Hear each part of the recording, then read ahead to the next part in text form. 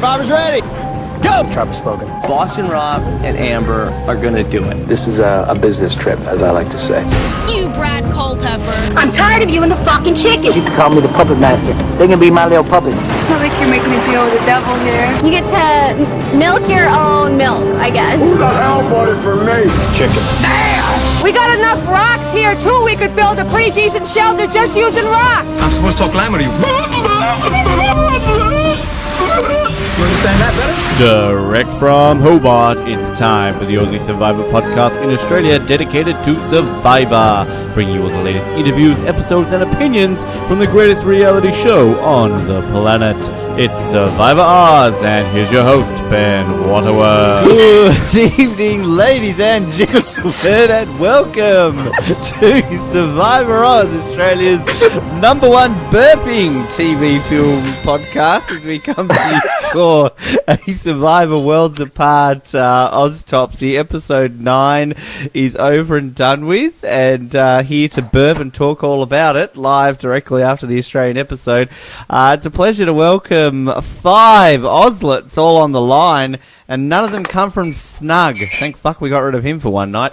That lovely little sound you heard just as we were starting there comes from a man who has just returned back to Survivor Oz, and I believe he's making his Oztopsy debut. It's Mr. Cable burping Brandon. Cable, welcome back. Thanks for having me. How are you eating your dinner or something right now, or are you drinking? What are you doing? No, I'm having. Oh, I've got a drink with me, and I've got some Doritos. How convenient. Well, because I thought just the product placement tonight made me think, I got to have the Doritos tonight. So. Knickers, dumb. We'll get to that. Good to have you back, Cable. And can I just say, I actually had a beer. I don't usually drink lots of alcohol during the week, or ever really anymore. I had a beer earlier tonight, and I was really going to save it and actually drink it on the show tonight, but I thought, no, I should be a responsible adult and get drunk. Another episode. Also joining us on the line, speaking of getting drunk, it's Jared Lubeek. Jared, welcome back to Survivor Oz. Thank you. I'm a bit shocked with this order, but I mean, it's a shocking season. Well, I've got to change it up. You know, like every now and then I've got to surprise you. You're expecting to be last, but I just thought, well, this week, how would Jared feel with the silver medal and coming in second? So how does it feel? It's great. It's good to be kept on my toes and to realise I've got to have my wits about me. You do. Speaking about having their wits about them, it's a pleasure to welcome back Alex Morella. Alex, welcome back to Survivor Oz. Benny, hiya. Great. Alexi, how are you? Yeah, not bad. You know, could have had an entertaining episode or season or something, but, you know, we can't wish for everything. I'm actually surprised I haven't heard from you in the last 2 weeks, given that Richmond beat us a couple of weeks ago, but...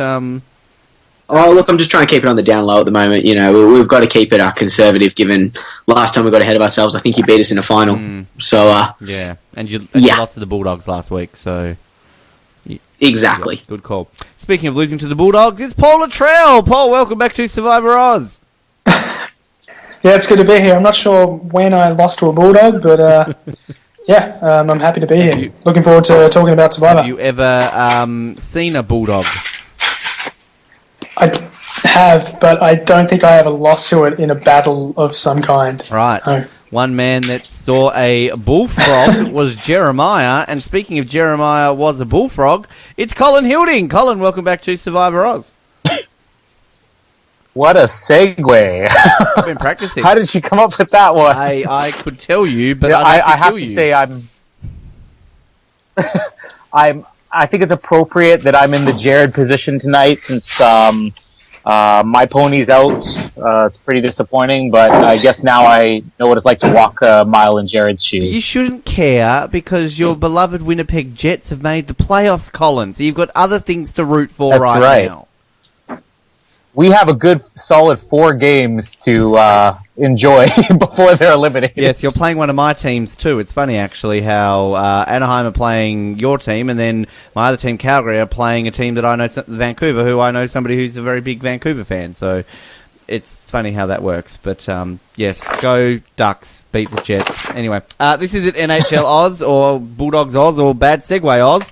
It's Survivor Oz, and we're here to talk about Survivor. I'm going to start with you, Cable. First of all, not only what did you think of this week's episode, but given I haven't really heard a lot of your thoughts on this season in general, take us through how you're feeling about this season so far as well. Yeah, this episode, I still think it was good.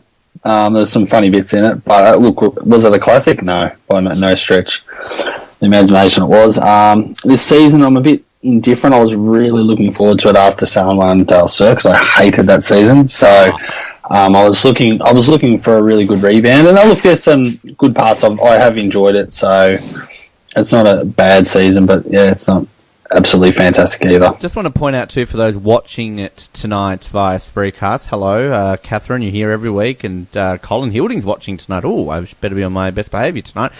We are on display tonight our one award that we've ever won, our Czech and Slovak reality website, whatever the fuck it was that we won. But thanks, guys. The only award we've ever won on show tonight. And that will be the only award we ever win.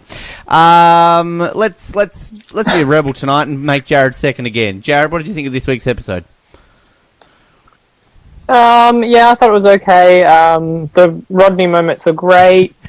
Just sort of a standard, I suppose, transition episode. I'm kind of waiting for sort of this merge to step it up a gear, which I assume and hope is coming. But yeah, just an average episode. Colin? Yeah, I think average is the right word. There's really nothing wrong with it. I mean, we've been spoiled week after week with these surprise vote outs. We're bound to have a predictable one eventually. But I agree with what Cable said earlier. There's a couple of funny moments throughout the episode. Some things we haven't seen before. And overall, there's nothing wrong with it. But it's definitely not the worst episode of the season, as we've talked about a few weeks in a row now. Mr. Morella. I didn't find it very exciting. I think like everyone else, I thought Rodney was hilarious for his bit, but I think it kind of shows you where you're at when you feel like Rodney's the highlight of everything, that there's not a lot else going on. Sorry, I just think of that scene and I can't help but laugh. Can you please get him on the show as Mike if we're ever struggling? I honestly, for a moment, there had to think have they just dubbed over Mike talking on Rodney here? Because that was Mike, and it wasn't just the way he talked; it was his facial expressions and mannerisms, everything. Oh, I'm jumping ahead. Sorry, it was the best thing ever. That's the best moment of the season. Paul, your thoughts on the episode? Yeah, it's definitely surprising. I didn't expect Rodney to have that kind of any sort of ability, really, when it came to communicating with people, but being able to impersonate people so well was, really surprising.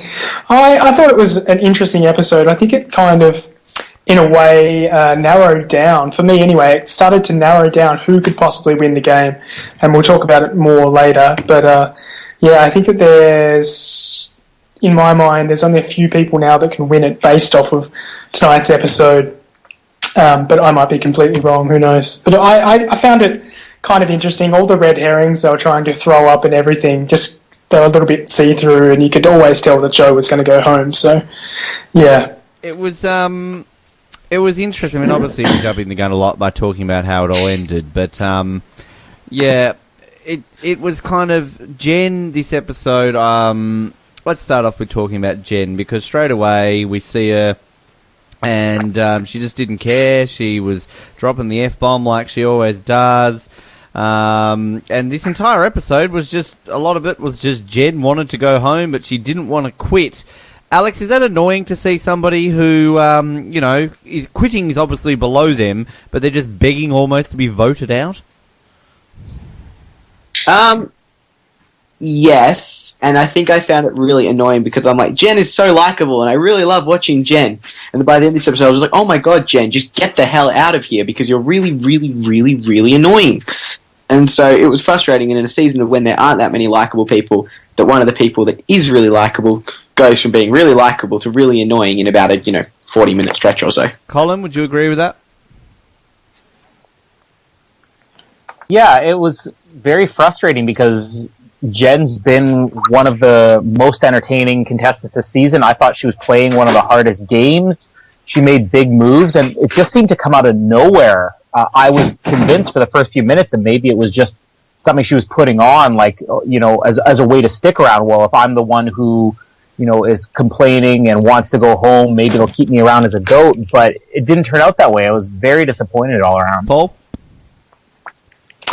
Yeah, it's one of my absolute pet peeves. People on Survivor who go, "I'm no quitter, Jeff," but they'll do things that are basically a quit. That's, if you're saying you want to go home, that's a quit. You've quit the game. You're not trying anymore. You're not trying to get yourself further. That's a quit. Another one, Colby, when he was always saying, "I've never quit anything in my life," but then he quits 10 challenges in a row for basically a candy bar or whatever in Heroes vs. Villains. It's the same kind of thing. It just annoys me. Hypocrites. Was it a Snickers, Paul, that he quit for? Jared? Yeah, it was really surprising. You knew that her and Hayley were close, but she just took that vote out so badly to just go straight to, my closest ally's sort of gone now. I really couldn't even be bothered being here. And like other people have said, I thought for a moment, she's going to turn it around. And sort of when she started having a bit more fun at camp, you thought, okay, maybe this was just kind of like a momentary lapse. But then for her to really sort of try and get herself out of the game any way possible was a real shock, especially the way that she's just been shown throughout the rest of the season. Cable. Look, what I wanted to say on it was disappointing, I think, because seeing her play during the season, I think most of us have been fairly positive in regards to Jen, and I was like really rooting for her, and then for her to sort of turn like that and then almost be virtually a quitter was like really disappointing. But then on the flip side, the one thing I did want to know was if she actually did quit and walk out when Jeff said, what would actually happen, whether she would go on the jury or whether Jeff would really crack the shits and something else would happen. Well, it's up to their discretion. I think we've discussed a lot about this since Kelly and Naonka in Nicaragua. It's always been left to I believe it's up to whatever the producers decide. And we haven't had a quitter post jury yet since season 21. Somebody please correct me if I'm wrong there. But I mean, Julie just quit last season, didn't she? Just before the jury started. So yeah, I mean, it's kind of like Jeff almost was daring her to quit at Tribal Council, wasn't he? Like, well, you can just go if you want to. But I don't know, is that something like, Paul, I mean, you raised that point, and I know we discussed a lot of this through our rankings cast, which, I mean, it is essentially a quit. I agree with you. But like, can you hold any amount of respect to her that she isn't willing to quit the game, if you know what I mean? Like, she wants to go out properly, I guess you could say? I don't know. I'd probably have more respect for if she actually did just get up and quit, because it would show that she is at least confident enough comfortable enough with herself to know that she's going to get criticism and be able to take it, rather than just keep on pushing through. Well, she's not really pushing through the game. She's just basically taking someone else's spot. Yeah, it's hard to say. I probably would prefer to just quit. If you're going to quit. Anybody else have just anything to add on that at all? Just feel free to chime in, anybody.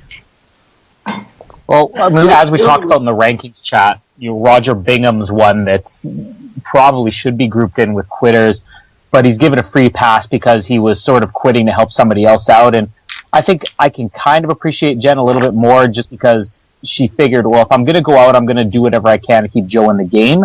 So in that sense, I'd put her on level with Roger Bingham. She probably had a little bit more attitude about it than he showed, but she also tried harder to help those left in the game than he did. Alex, I'll just quickly go to Alex first, Cable, because I think he was going to say something there.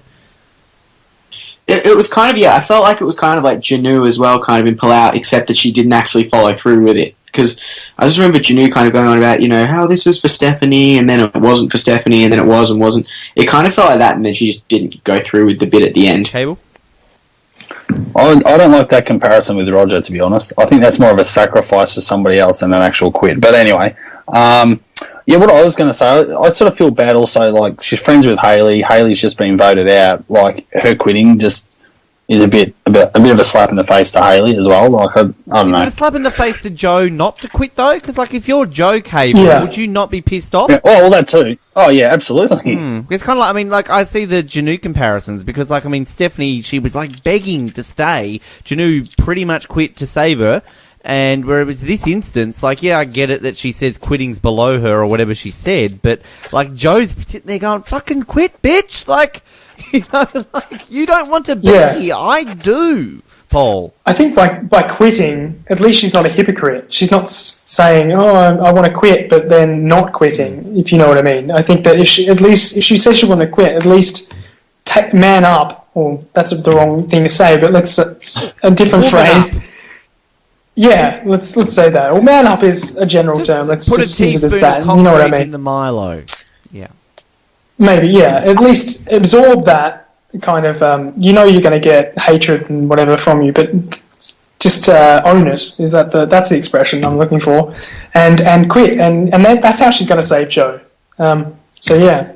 I just think it would be so frustrating. Like, I'm actually kind of looking forward to Joe's exit interviews because I imagine he's going to get a lot of questions like, how annoyed were you that Jen didn't quit because, you know, you were voted out? And I could also imagine, too, now that there is absolutely no chance in hell that Jen is winning this game. Am I right, Jared? Yeah.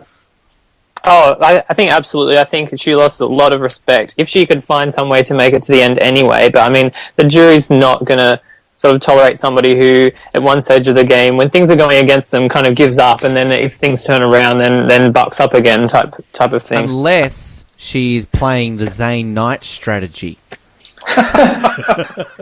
Yeah, just vote me out, guys. Vote me out. This is my strategy. Like, they'll come around. Is that like the first time in the history of Survivor that we've seen somebody not get voted out and then get a damn it? Like, I don't think I've ever seen that before. We apparently had a lot of firsts this episode. According to Jeff, it was the most awkward challenge moment ever. Or no, it was the most awkward slide ever. Sorry, in the history of Survivor. That's Sue and Richard weren't sliding by each other, were they? We just did that the other night, Alex. There's a top 10 if anybody wants to do that. Top 10 most awkward slides in the history of Survivor. And then Jeff's, that was the biggest celebration I've ever seen in Survivor, ever. Really? There's been bigger. No, I think he meant this season, though. Oh, well, did he not? The way he kind of worded it, I mean, I thought he said, like, ever. Oh, no, Jervis? Yeah. Every time Jervis won a challenge. There was, what was the South Pacific one where they all got down and like, woo, and then they started praying. Yeah. Yeah, no, there were bigger ones. Anyway, we're jumping ahead. We're moving over a little bit. Right at the beginning, we had Dan, once again, having his classic little outburst with Shireen when she's saying about wanting to vote for Mike at the end. And then, you know, Dan, you will be on the jury, Shireen. I mean, it was a pretty quiet Dan episode, but Cable, I mean, what's been your take on Dan this season? And saying things like that, well, obviously, he's not winning, surely. No, there's no chance in hell that Dan wins this game. And if he does, then they've all lost their marbles, seriously. Like, he's just so offensive, it's not funny. Like, he opens his mouth and he says something, and it sounds like it's about to be smart, and then he fucks it up at the end, because he's just, I don't know, like, especially last week, I think you guys were talking about, obviously, when he was talking to Shireen, and you know, they were talking about, he's telling me about the numbers and this and that, and you think, okay, he's going to pull her in, and then he goes, you're not going to, you're just shitting on her pretty much, and I just think, he did it again then, and he did it to Sierra. I mean, it's pretty dumb socially, I think. Sorry, back up again. Sierra, who's that? Yeah, that's... She's a... There's no one called Sierra this season. I don't know what you're talking about. Like, there's no one. Actually, speaking about names, is it Shireen or Shireen? Oh, God, ask anyone in the cast. They don't know either. Well, because Will says Shireen, and Jeff says Shireen, but I've heard people say Shireen, so I'm like, I've got no idea. It's Shireen. She says her name Shireen on the precast game. So yeah. Okay. On the precast. Well, on insert name here. On Shireen. Colin, I mean, what was your take on her little move with Mike? Her, going to Mike and saying that she would vote with him, and that whole situation there. Because what I found interesting about that was the way Mike handled that situation. Yes, well, I will consider that. I can't do a Mike. Like me and impersonation's not a good idea. But Colin, what was your take on all that? Well, first of all, your mic is better than your Tony. I just want to put that out there. But I mean, Shirin's trying whatever she can. I did like the comment she had, which says nobody knows this game better than me. I think a more appropriate thing to say was that nobody knows this show better than you. There's a difference between the show and the game. Yeah. Everything she did was just strategies that people try when it's their last ditch effort. Saying, "Oh, I'm definitely." Was it her at the beginning who said, "I'm definitely going to vote for you, Mike," at the end, or "You're definitely going to win," and then go into Mike and saying, "I'll vote for you." These are all like old-time strategies that everybody plays when they have no other options left. Mm-hmm.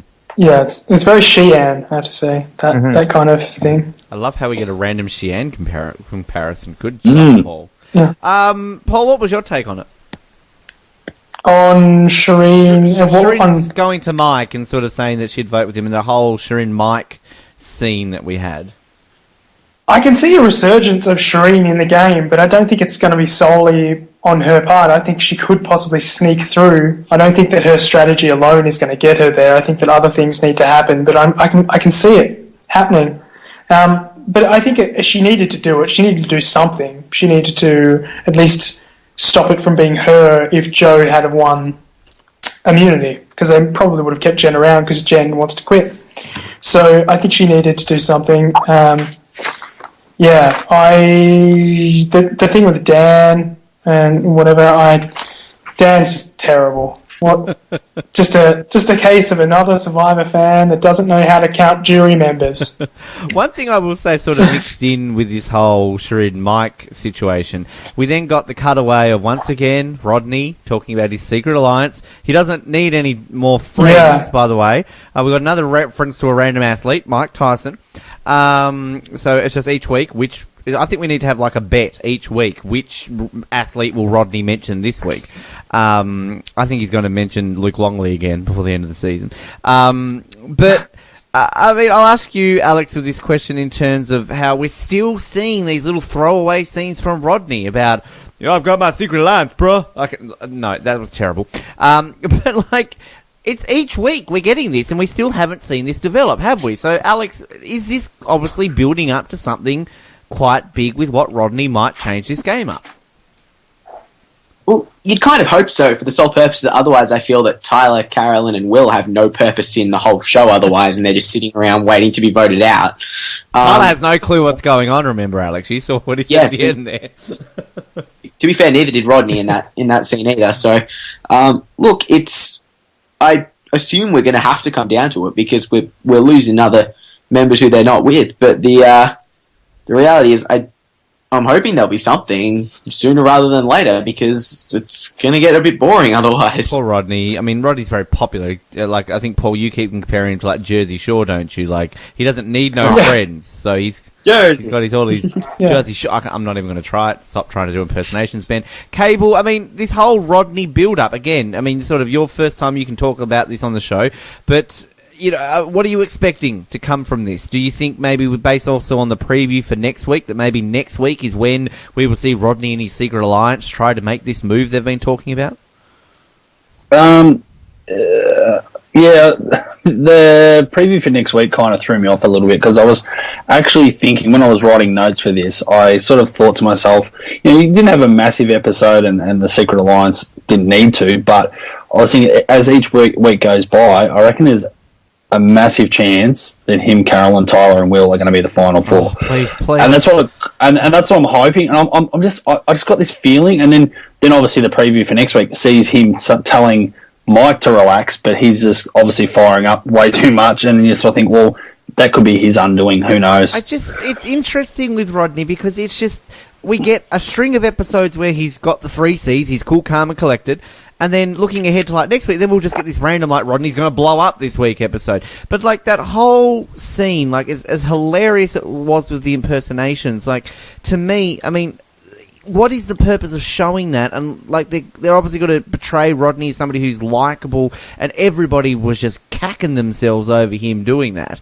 I mean, Paul, is this loose little things that you could see as part of as a winner's edit? Because also, if you combine it, was in the first episode when he had that random whole story about his sister and all these sort of things that you could combine towards a quote winner's edit. I mean, can Rodney win this game, Paul? I think he can. I don't know about a winner's edit. So I think that we've seen some pretty weird. Some people get some pretty weird edits and win. So it's really hard to say with that. I do think that this whole situation is building to something. I'm not sure if they're doing it just to basically outline the divide that's going to happen. And I think it has to happen next week because we're down to 9 numbers. They're going to have their 4. And we saw tonight that Mike is aware of those 4 being together a lot anyway. So they're at least aware of it. So it's not really that much of a secret foursome anymore. So if Mike wants to do anything about it, he's got to do it next week. So I think it's all going to come to a head then. But it's strange that they've just built it just that little bit each week. Just kept it in our minds that it's going to happen, so something has to happen. Jared, is Mike getting too cocky? Because I got a lot of moments this episode where, particularly when Shirin was talking to him and the way he was like dictating how things went, is he just a little bit too cocky with how he's being around people? I think potentially. I think for me, kind of the telltale sign was definitely that Shirin scene, but then also even sort of right before the vote with his whole like, oh, even if he sort of gives me the idol, maybe I will save him, maybe I won't type thing.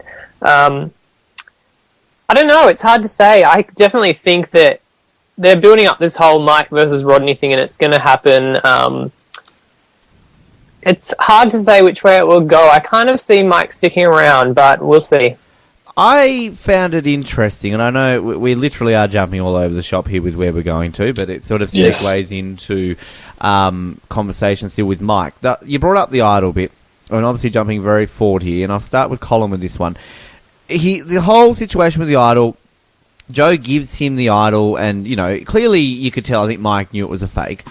He gets up, he plays it, let alone trying to ask Jeff, first of all, oh, can you tell me if this is legitimate? It's not Antiques Roadshow. Like, you don't go to Jeff and get him to value it before you play, like, the idol or something there, Mike. But, I mean, would you not try and play that on yourself or maybe on Jen or somebody just in that 1% chance that it is real rather than throw it away on Will? Yeah, I've been trying to figure it out ever since I watched it last night, and I can't quite put together why he would do that. I mean, there's always a chance that he could have been targeted, and even if he wasn't, why play it on Will? It didn't really make sense to me. Going back to whether or not he's getting a little bit arrogant, I can't be the only one. Now, as a viewer, I like what he did where he's like, I'm just going to decide on the moment, you know, depending on the idol, what I'm going to do. But I can't imagine that the other players in his alliance aren't going to look at it a little bit cocky when he's telling them, okay, just vote the way I tell you and then I'll decide the deciding vote. Because even as they went up to vote, everybody's like, I don't know what's going to happen tonight. So to me as a viewer, I like to watch that, but I can't think that even his most loyal alliance members are going to take kindly to him being like, you know, I'm just going to start deciding, you know, who's going to go home at the last minute, depending on how I feel at that moment. Alex, your take on it all? I mean, Mike is the quintessential kind of leader of an evil alliance at the moment, and I feel he kind of plays it well, seems to dictate to everyone quite well, and everyone seems to blindly listen at the moment. Normally it doesn't end well for that person, so let's kind of hope it goes that way, because I don't think it would be much fun if we just kind of kept seeing him go to the end. I think... But, sorry, keep going. Oh, he's Batman evil. Thanks, Cable. Batman. Batman. He's totally Batman. Oh, please, let's not go there. I'm gonna suddenly not like Batman anymore. Oh dear. Has anyone seen, I think it's a Funny or Die, or is it a College Humor clip of like Superman and Batman on the roof? Oh, on the roof. No, I was going to say how it should have ended. No, there's like a Superman versus Batman clip. I can't remember if it's Funny or Die or College Humor, and it's just like Batman and Commissioner Gordon ripping shit on Superman, and like it's so funny. Like it's I've got to find it. I'll share it with people. Just random reference there. Paul, Batman, can you win this game? I think it was you who said before that only a couple of people can win this game. Is Batman one of your choices to win this game? Yeah, based on the edit, I think he's a big chance, but I don't see it happening now. Based on just what happened in Tribal Council, that was a silly move. It was basically, as you say, it was arrogant. It was just overplaying, really, and not really overplaying, but just not thinking about what his alliance members are going to think about that. He's basically just taken all of their games into his own hand, and he's deciding whatever he wants to do with it. I couldn't understand the whole why he would play it for Will. If he wanted to be really cocky and rub it into Joe's face, he could have played it for Joe. Yeah. I was thinking that too. Like, I mean, but I thought, like, obviously he wanted Joe to go home, but yeah, no, it's because clearly I think the reason he did it was because he clearly knew it was fake, because he has a hidden idol. He's looked at that one going, well, this looks nothing like mine, and obviously in Survivor they generally all look the same. But, like, you still, I don't know why you would risk it. Like, that 1% chance that it's real. Yeah. You know? But I think also him being so sure that the idol was not real and playing and just throwing it away like that, it's got to provoke some questions in other people's minds. How is he so sure that was not an idol? Does he have the actual idol? Yeah. I think that's going to be a question that gets raised. That's a good point, because exactly, like, every time, I mean, for fuck's sake, you know, Jason plays an idol that's a stick, and, you know, he clearly knows it's not real, but whatever. And, like, I mean, we talked about chat at the moment on our Spreecast about how good looking the idol was. I mean, it was a fucking fantastic looking fake idol. Good job, Joe. But, I don't know, like, I just think that with any chance in this game, in a game where anything can happen if you don't have immunity, like, I don't know. Cable, what was your take on it all?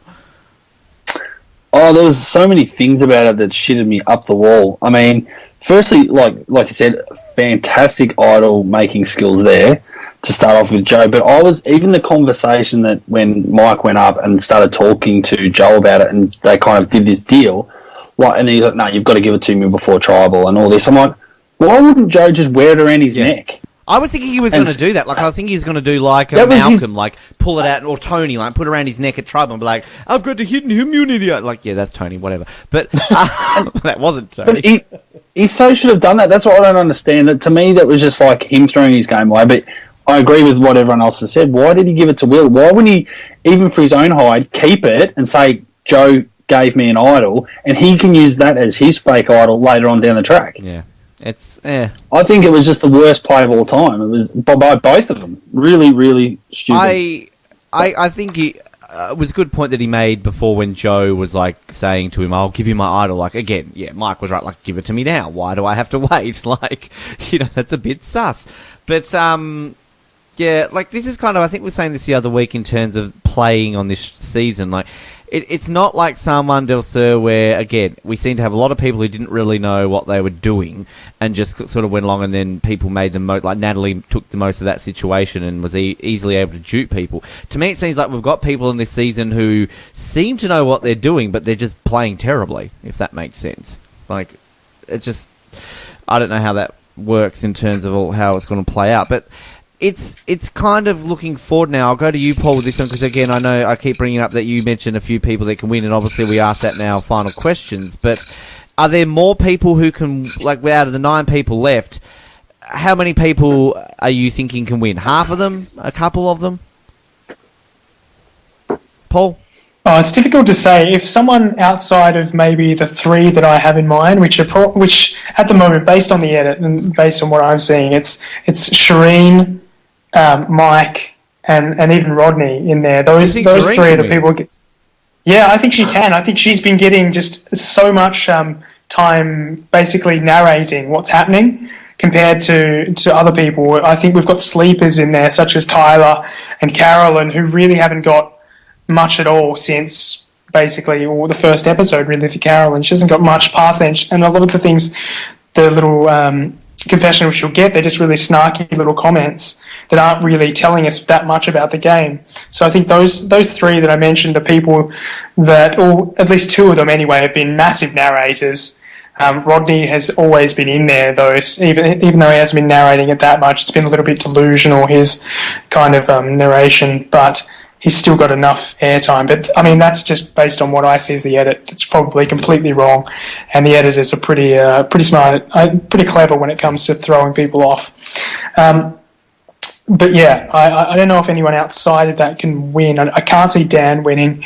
He's just way too unlikable, and he's not going to get a jury vote. Sierra has just had no airtime, really. And Tyler, Carolyn, sleepers. Jen has just been completely painted in a terrible light now. And who's the other one still in there? Oh, no, wait. Will. Yeah, so I don't think Will's got a shot either. Right. Jared, can Shirin win this game? That's an interesting point. Yeah. It is an interesting question. She's one of those people where it kind of feels like it changes week to week, and the thing that I suppose limits me from saying yes is just when you think about the jury vote, and like even just the preview for next week with Will is going off at Shirin now. It seems like a lot of people have disliked her throughout the game, and I suppose it just depends who she's sitting next to and whether people are going to sort of hold those feelings while they're on the jury and when they vote, or if they can sort of put that to the side and see sort of that she was in a terrible position and turn stuff around. But I think the exciting thing is there's a potential for a very kind of split vote at the end of the game, which we haven't really had a super close vote in a while. So I'm hoping sort of that will all pan out and we could have sort of just one vote separating the winner from whoever finishes second. Alex, Shirin, can she win? That rhymed. Well, she's my pony, so I'd love it if she could. I've got a good record. You money hog, you're Jimmy 2.0. Exactly. Stop winning! But I've had a season off. I'm back in it this year. Look, I have seemed to be under the impression for some reason that the only reason that she's getting a lot of time is because everyone else is a god-awful narrator and boring as batshit. And she's the only one that's remotely interesting, and as a result, she's the only one left to narrate. But, I mean, like, she's in a position where she could drift around if it's fun. No, Bats is not entertaining, Cable. Stop picking on the Bats, Cable. It's Yeah, sorry, a lot of references. The confessional count's interesting because it's actually fairly evenly spread for the most part. I mean, Batman is on 38, Rodney's on 37, Jen's on 34, Shirin drops, she's next on 26, and 26 Carolyn, Tyler dropped back to 16. Dan's only had 16. I feel like he's had more than that. Will's had 14, and I don't know who this person Sierra is. They've just added somebody else at the bottom there, but apparently she's had 12. Joe, in the meantime, was the first person to get voted out with more than 20. He had 26 before he got voted out. And yes, I know we read a lot into the edit, but whatever, that's what we do on this show. Colin, Shirin, can she win? It would really depend on who she's against at the end. I think the ideal scenario for her would be to go to the end with Jen and Dan, but that would also be the ideal scenario for maybe Dan to win. I think that he has a shot against them. It all depends on who they go against at the end. I think that if Shirin's going to try to go to the end with Mike, she has zero chance. If she tries to go to the end with Rodney, she has zero chance. If she tries to go to the end with Carolyn, she has zero chance. She needs to pick up the other unlikable contestants left in order to have a shot. I think that her game, she's playing a Spencer game.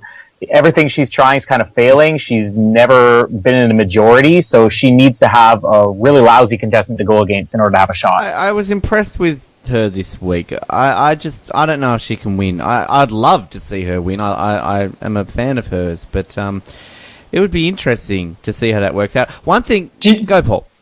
Sorry, I was just going to say, if it's a final 2, do you think she has a better chance of winning? Because we've got 11 people. There's not going to be 9 it's going to be 11 people in total, including the jury and the finalists.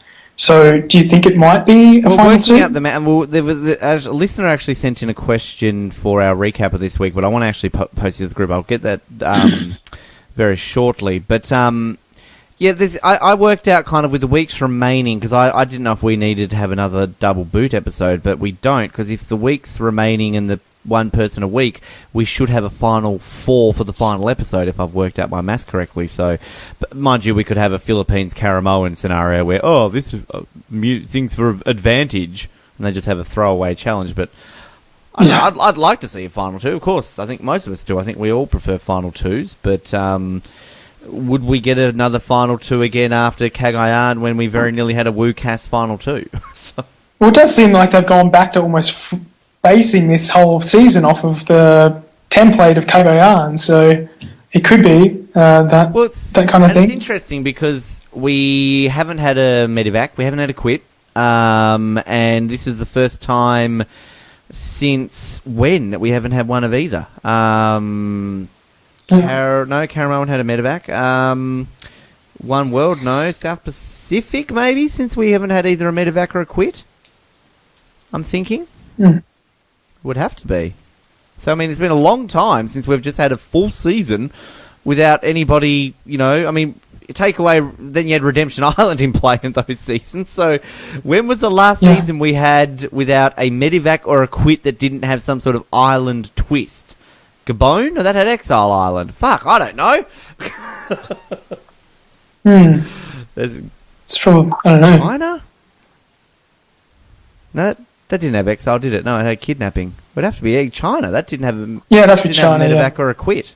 And it didn't have an island. So, there you go. Somebody please correct me if I'm wrong there, because I'm thinking, and I can't think of any season that...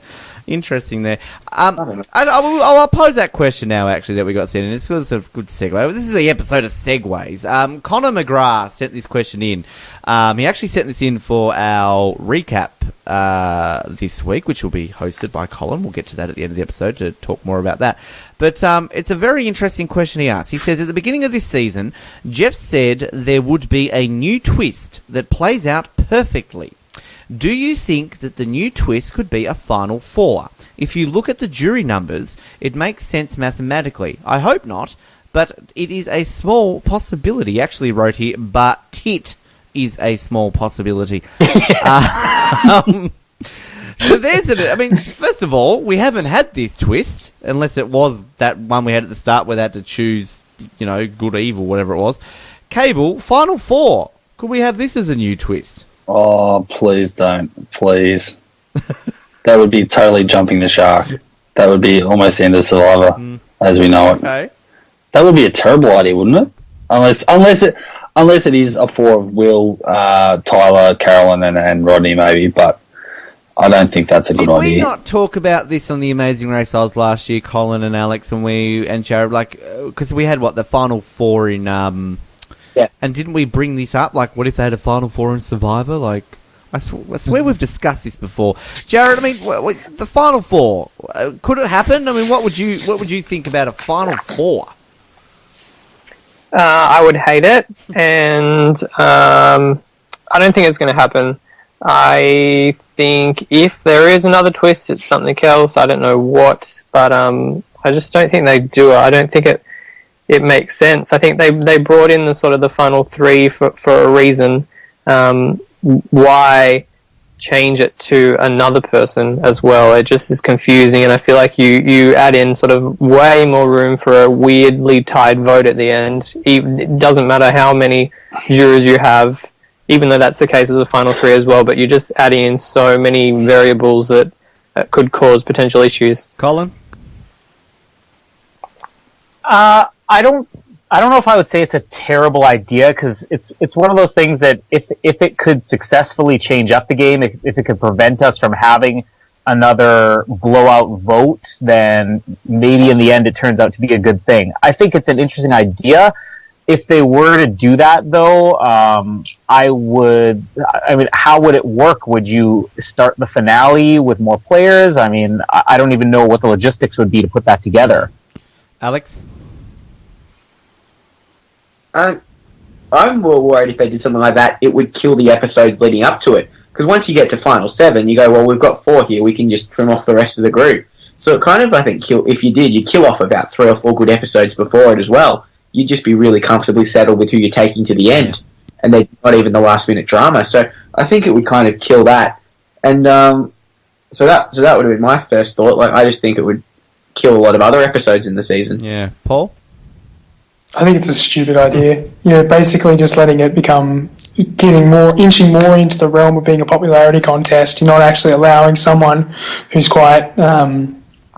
who's actually decided who they want to take to the end, who's actually weaved their way through the game. They might have stepped on a few toes, or they might not have been able to have as strong of a social game, even though that's still strategic. But some people just have mannerisms that they can't actually improve upon to basically get them to come across better to people, but they can still maneuver their way to the end, take someone who's less likable than they are, and get to the end. I think that would kill that strategy.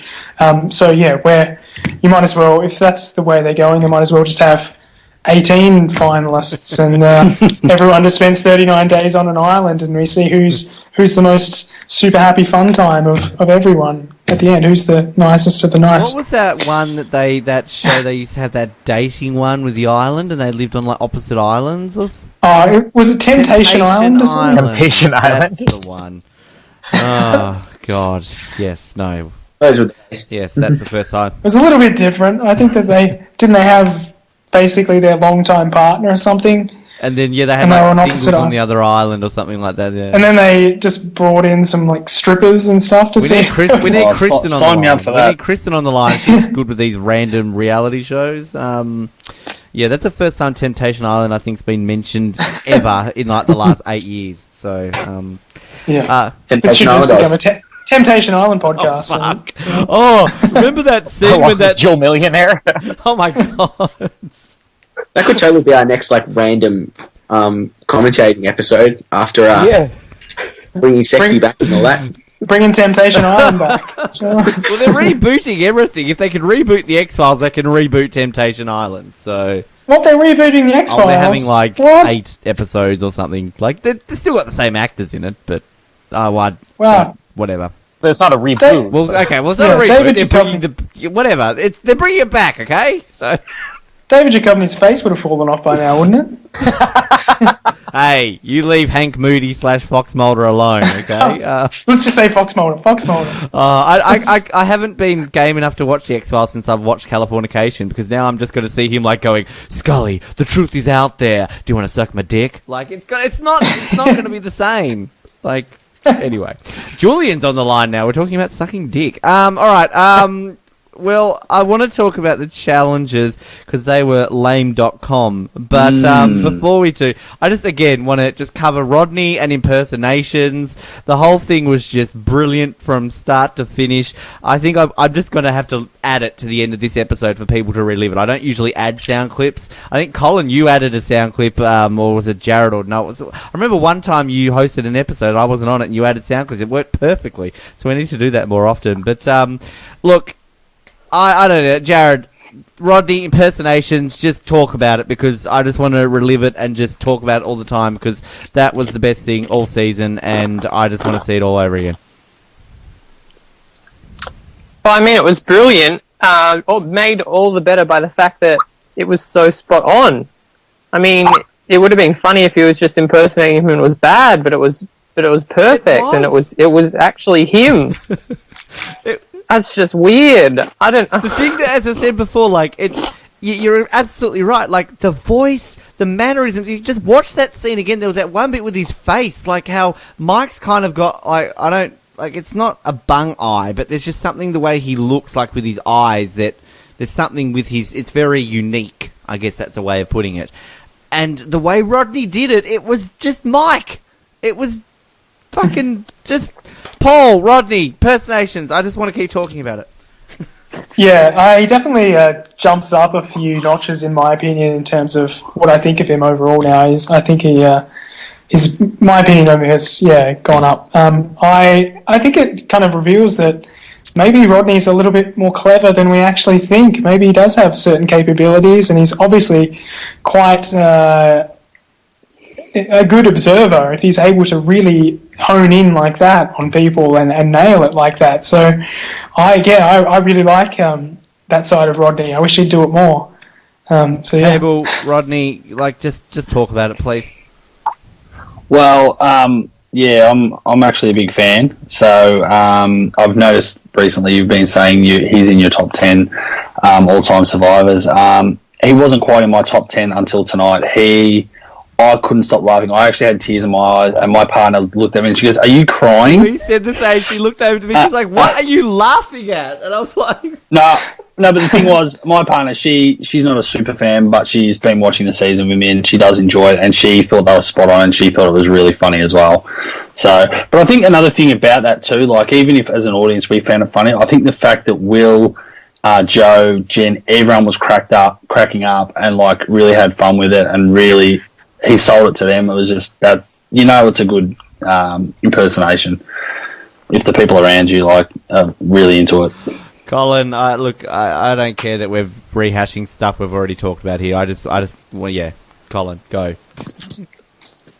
I actually thought the best thing about it was Jen's reaction, because when he first started doing it, she had this miserable look on her face, as if she's like, somebody shut this idiot up. And then she just couldn't hold it any longer. Like, she wanted so badly to hate Rodney, but his impression was so spot on, she just lost it throughout. I was convinced for a while, well, maybe she's just faking it, but it was one of those things that I don't think there's anybody who probably hasn't wondered, what does a mic impression sound like, or do these people do it? We haven't gotten impressions for the longest time. And the funny thing is, you guys are talking about, your partner's laughing at it. My wife Jamie hates Mike, and I keep telling her, like, he's at least a good character. She's like, I don't care, I hate him. And when Rodney was doing the impression, she was like shivering. She's like, oh, I can't stand that voice. And she could see that it was Rodney doing an impression, but still, it was that spot on that it still bugged her to hear his voice. I just want Rodney next week to be like going, Commissioner, we need to shut down the streets of Gotham. I don't know what's happening. Alex, do you have anything to add? Not really. It was just hilarious. I was laughing all over. I don't really have much more to add to that. It was just really, really, really, really funny and entertaining. Can he get a podcast? I just want to have... Yes. You can give it to him. Yes. Fuck it. Rodney, if you're listening to this, I quit. You can have the show. Rename it. Survivor Rodney. Rodney Oz.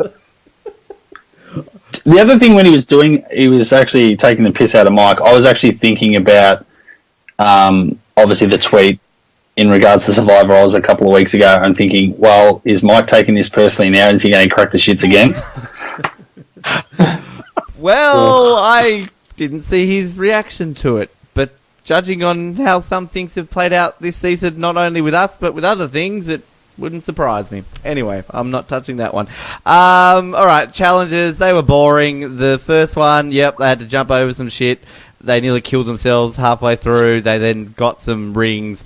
The best bit of the whole challenge was Jeff at the start with his M&M's, Snickers, Twix, duh. And then we had a Wilhelm scream as Will fell down. Does anyone know what that is? Colin, you know what that is. You're a movie buff. Yeah, that's like the classic scream that goes back to the beginning of movies that's used all the time. If you look it up on YouTube, there's a compilation. Like, it's just, exactly that. It's from... Stock. Yeah, it's from like an old scream. Western movie or something like that, with the character... Yeah, I don't know. I read about the history of it. And it's just that... Like, if you watch the scene, there's kind of like, there's a sound effect of children laughing that they use over and over again. Like, if you heard it, you would know what I'm talking about. But, thank you! There we go! That's why you came back, Cable. Yes. Funnily enough, actually, I did an interview this week with the lead singer of a band called A Wilhelm Scream. So, random fact for you. Cable, what do you want to talk about the challenge? No, well, I actually didn't think you were going to actually pick up on that, and I laughed my head off. I rewound it a couple of times. Like, did I just hear the Wilhelm scream or not? And yeah, that was what I was going to bring up about that challenge that just cracked me up. That they would actually go and put a sound effect in for a reality show where they normally mic'd up or got microphones. Is it trademarked? Like, is there somebody who's like making shitloads of cash every time they use that scream? Well, I don't know. Well, there's an app now for it, so that's where I got the sound. Keep playing it, Cable. I want to keep hearing. So you. I think it might just be public property. It's kind of like a Christmas Carol or something. It's like the most random thing. Can we put a mix together between that and your yeah from last week, Ben? Oh, yes. Oh, my God. What was that? Was from the... Yeah! That was from the CSI thing, wasn't it? That's right. I don't want to offend anyone, but didn't Will look like he was like they were trying to roll a whale back into the water? That's nice. I did like his chocolate on chocolate line, though. That was hilarious. Like, he and Dan were both just useless in that. It was ridiculous. I have to say... Shireen was hopeless, too. Yeah, she was. Chocolate as a reward, like... We've all just had Easter. I'm sure a lot of us got Easter bunnies and eggs and that sort of stuff. Like, I struggle to eat half a bunny. Like, I like chocolate, but it's not something to me that I can gorge on. So, like, as a challenge, like, I probably would have had, like, one Snickers bar, a couple of M&Ms, and I would have been like, whoop! I would have been eating the popcorn. Like, I don't know. It was so product placement heavy. I mean, I don't think I've heard the word Snickers so much. Was it Mike where he's like, I've been craving a Snickers ever since I got here? You are just begging for screen time because you know that if you say Snickers, they have to include it now. Was it Australian Outback where Jerry that kept dropping the Doritos bomb? Like every time she said like Doritos. Tina. It was a Tito. Dorito, yeah. It's the first time in a very long time, though, that we've had, like, obvious product placement, because they stopped doing that for a while, haven't they? Like, it's gone to the days of, like, Sprint, phone, now with caller ID, and... Gulliver's Travels! Just like Survivor, Jack and Jill. And then Coach doing his whole spiel about how he loves Sandler films. I really wish they had a tie into Paul Blart Mall Cop 2, given that Leaf is in it. So, like... Oh, yes. Hey, Louise and I are going to see it this Saturday night, just to see Leaf. Oh, looks awful. I don't give a fuck. Leaf is in a movie. How can you not want to go and see that? Like... Oh God, yes. Anyway, but Jeff was in fine form with his Snickers Dove. When he changed to Dove, it totally threw me off because he sounded like he was having an orgasm or something. Like, Dove. Like there's a quiver in the man's voice now. And I just thought it was hilarious, like when he was like, "That is the most awkward slide in Survivor history," and then he's like, "It is so awkward watching this right now." Which is what everybody was saying while Jeff was introducing the reward. That was the most awkward introduction to food we've heard in a long time. And then when we had the immunity challenge, like how, who was it who fell down first, and then he's like, "Be careful not to disturb other people." Like, when do we ever hear Jeff say that? Like, maybe if that's an issue, you should build the challenge better. It's like, not only do we make you stand up there and not move, but you have to quietly dismiss yourself from the challenge. Oh God! Look, the challenges suck this episode. Like, yeah, whatever. Rad and get there, and then we just had a rehash of we had that last year, didn't we? With the thing on the head, but that's down to their toes this time. I mean, don't get me wrong, that would have been a hard challenge. I would have lasted about 3 seconds, but like, oh God! And we had the teams reward challenge. Like again, it wasn't individual. Like, I'm not one to overall complain on how the direction of Survivor goes because it's a TV show. It's got to develop, but the challenges really piss me off. That's just the one bit. That's the one whinge I like to have about it. But anyway, so Tyler won, by the way. We should mention that. And the whole Jen will give up immunity. That was setting that up beautifully, but then she fell at the last hurdle. So there you go. Anybody, anything to add on challenges and anything else? Yeah. Cable? No, I was just going to say, I've just written it in that little thing. I kind of understand why they probably don't have challenges in Nicaragua that often, because if you notice on the long shot or the helicopter shot of that reward challenge, did you see how wavy those platforms were and how unsteady they looked because of the waves? Like, it did look really... It would have been a lot harder compared to, like you said, when they get a good location with a nice little inlet that's a bit more peaceful. I can sort of probably now understand why they don't have as many water challenges. Well, Colin, you brought that up with the Twinnies the other week, and that's basically what they said, wasn't it? That it was due to the surf.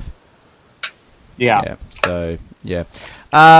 Now, we'll get into, I think, questions that I think we've sort of covered the most part of it.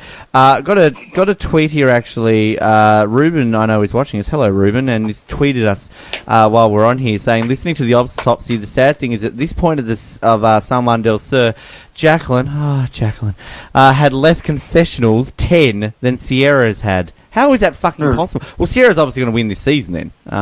So, oh god, Cable, how good was Jacqueline? Yeah, it was a little bit partial. Oh, but you're not fine. much. Fuck off. Like, are you blind? Like, I will say that Joe gave a good Jerry impersonation this episode with his hair.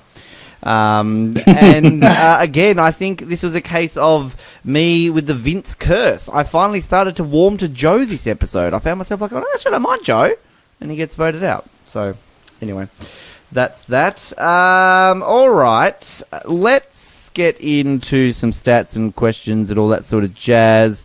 I went over the confessionals. We don't need to cover those. In terms of predictions and points and all that sort of stuff in our power rankings, well, Jeremy easily gets the points this week because he predicted last week that Joe was next to go, and he was correct. So he gets 2 points. He's kicking ass in those predictions. He's on 9, Val's on 4, myself and Noah are on 3. In the pony stakes, Colin, should I say whose pony went home?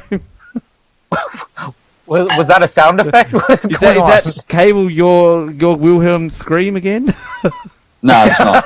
It's not. Can we have a Wilhelm scream? Do you have that handy? Oh, I can't. I'll randomly insert it in here. That's what he said. Surprise one. So, okay, sorry, Colin. Bye bye. Well, this is where I go almost every season, so it's appropriate. Cable's exact reaction when Joe got voted out. Paul, I remember during our preview episode when I drew out Joe for Colin, and you straight away were like, "Oh well, Colin's won." Yeah.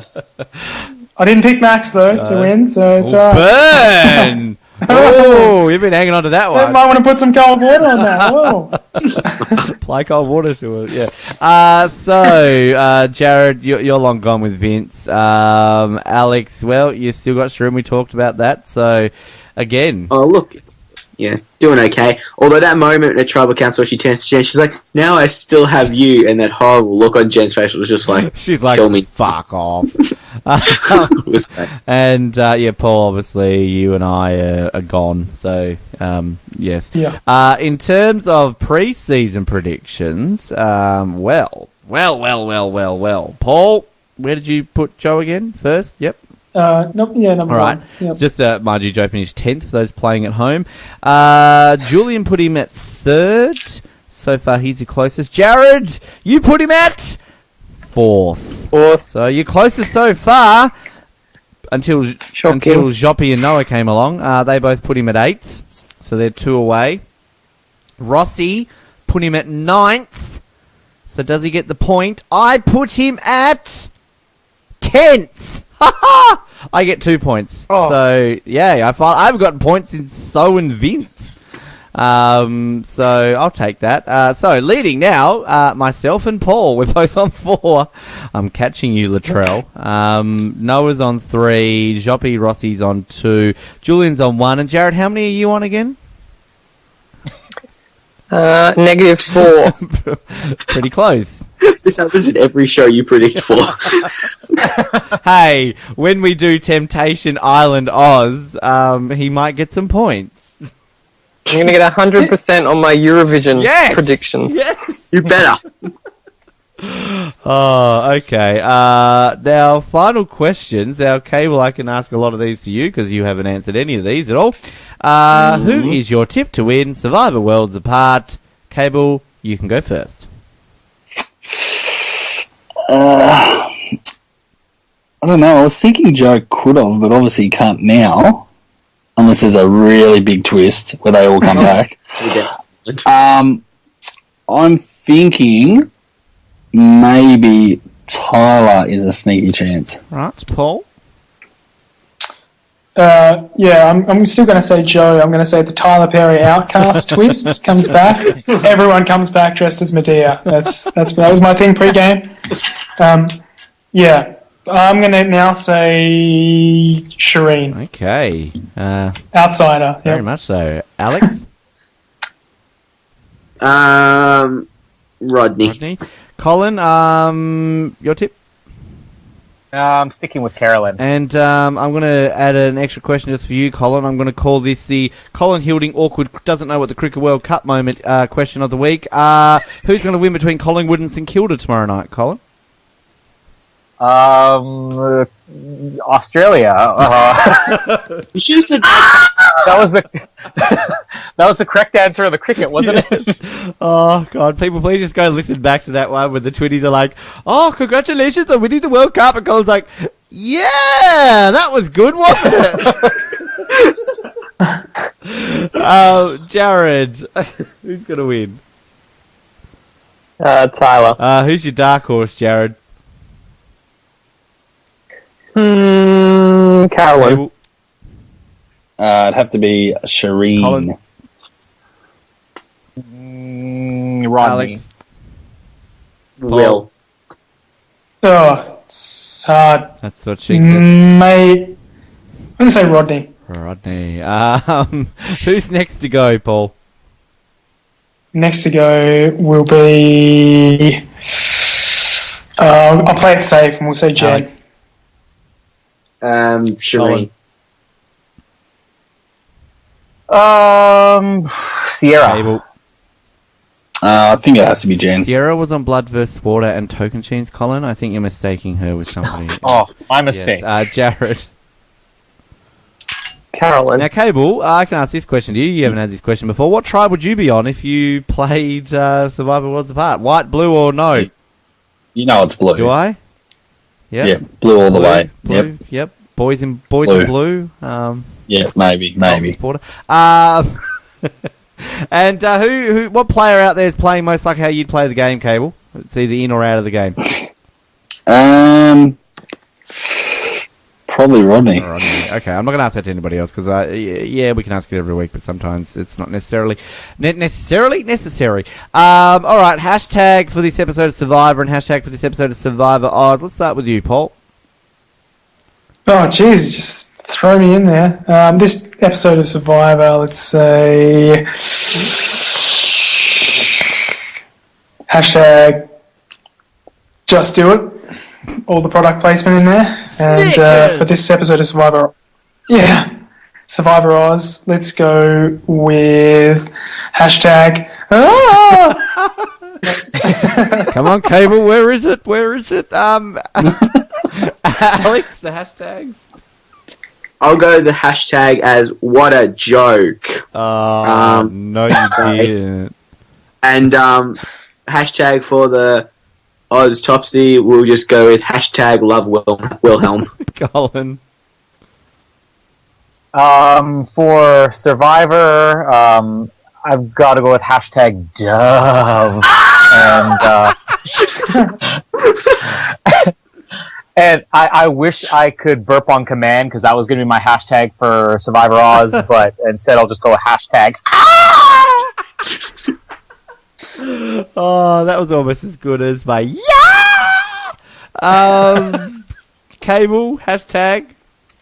Well, they've all been stolen because I was going to say hashtag Willem Scream, but I'll probably go hashtag Snickers for the episode. And for us, I had hashtag burp written down. Awesome. And Jared. You have to burp in order to do that. Oh, Can't you do it on really? command? No, I can't. I could, but then I won't be able to stop. Jared. Hashtag for the Survivor episode, hashtag Rodney Holloway, and for the Oztopsy, hashtag -4. I've downloaded one here, but it's like it says it's like not working. My damn it! I wanted to. You have to pay like 99 cents per time or something. 99 cents. Yeah, every time your cable's going to get a bill. It's going to be like you used the wheelchair this many times. All right. Now, we kept teasing on all these episodes that, we're going to talk about the next, we're going to talk about this season, we're going to talk about this season. I talked a little bit about it with Brian Corridon on last week's recap, but we are going to. James, our author James is penning an article about this season 31/32, more than likely going to be 31, hence breaking the 12-year cycle. Yes, that sucks. Of full returning player seasons, that's what I mean. But yeah, James is going to pen an article, and then when it sort of gets officially announced, because what I'm hearing, this whole idea of fans voting for who they want to be on this returning player season is the vote's going to be done before the end of this season, and they'll announce it at the finale of season 30. I don't know if that's true or not.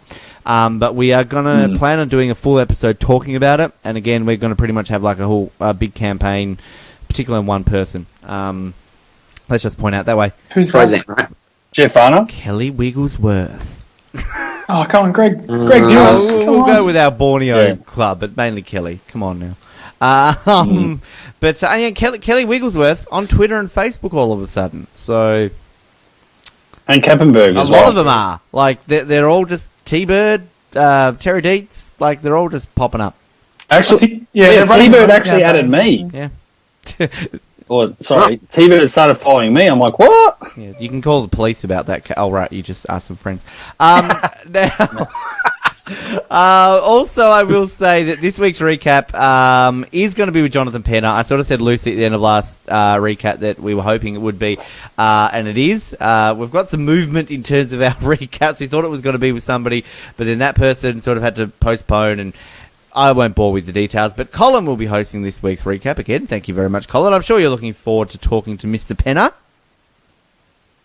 Oh, there are very few people I'd be more looking forward to than Penner. The guy's amazing. Indeed. Always a fun recap. So we'll post more about that because it's not going to be recorded early next week. So it might not be out just before next week's episode, but please keep an eye out. We'll post a thing where you can get questions in and get your questions to Penner. We'll be doing some more commentaries next week. Also, our Oztopsy will return again next week, of course, at 10:30. And I will say, too, that in terms of... There's a bit of discussion going there in the group. We talked about Eurovision. We are planning, and we're hoping to even start recording this as soon as next week. Because Eurovision itself is only about a month away. So we're going to be creating a spin-off podcast called Ozvision. Yeah, it's original. And we're going to be talking about Eurovision. And for all our Americans and Canadians and people who don't live in Europe or Australia, you have no idea what the fuck we're talking about. But it's like the best thing ever. Cable, you're a Eurovision fan, aren't you? No. I actually have a life, and I'm a normal person. He says, talking on a podcast about a TV show. But keep an eye out for that, and we do have another podcast planned coming up very soon, another spin-off capacity as well. Is that like a bit more 007-ish? It's funny, actually, if you've heard us talking about, I think we were talking about it on a commentary or something, I don't know, but there's going to be a performance down here in Hobart of opera singers coming to perform with our symphony orchestra James Bond songs, and Noah and I want to go along and watch it. Just turns out it happens to be on the night that the finale of this season's on, so we don't know if we can go. Just call them up and tell them to put it on a different night. Yeah, surely the two people that are actually going to go, they could reschedule for, surely. Hey, Cable, that's like the only thing that's happening in May, all right, in Hobart. It isn't Anastasia or Shaggy, okay? So, like, whatever. Shaggy. But yes, I will post details and all that sort of stuff. You know the drill. And I keep saying every week that the Oscars were announcing all that sort of stuff. We're getting the graphics and videos finalised this week. Our lovely crew of Jimmy and Alina are putting together some fantastic looking material for it, and we're hoping on the weekend that we'll be able to get out the announcement of the categories this year, and of course voting for that is just over a month away. We love the Oscars and they're getting closer, and every single one of these Oslets, with the exception of Cable, sorry Cable, you just don't quite meet the entry requirements for this year's Oscars. He's going to quit again. You're going to be starting your own campaign, Jared, Colin, Paul, and Alex is hung up for Oslet of the Year. Jared, do you think you can win that one? Oh, well, judging by my excellent track record, you'd have to think that I'm at least bound to get 0 votes, and that'd be good with keeping with what I'm good at.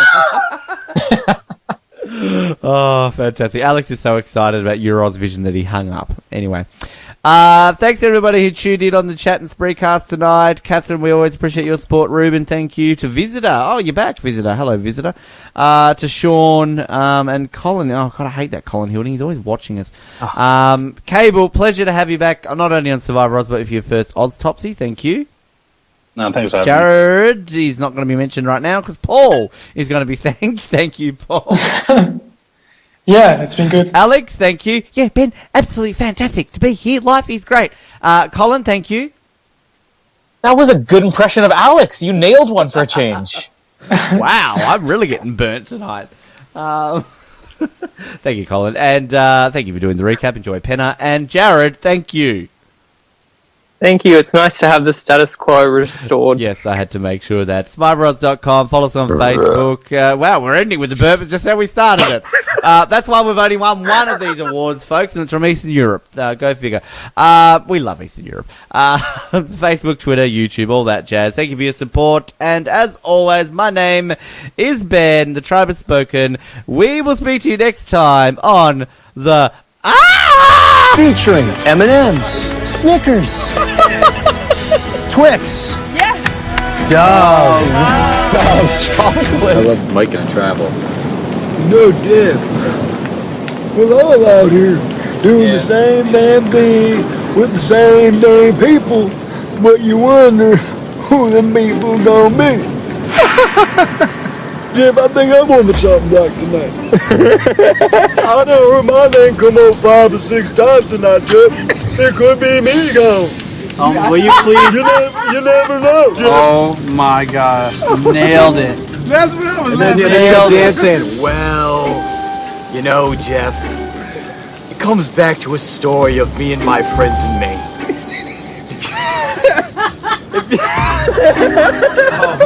Oh, dude, keep going. Don't stop. Don't stop, man. Jeff, you gotta appreciate good people when you come by them. I agree. I agree 110% with Dan, Jeff. 150,000%. I didn't know you were this good at impressions, Rodney. I'm here with Rodney, and there's a part of him that doesn't like Mike. And if I can use that to my advantage, absolutely, I'm going to frickin' use it. So hopefully I can work a little magic and stay in the game a little longer. There's going to be a lot of betraying, a lot of lies, and mistrust out here because you never know who's going to be. Ain't nobody safe out here. I'm Batman.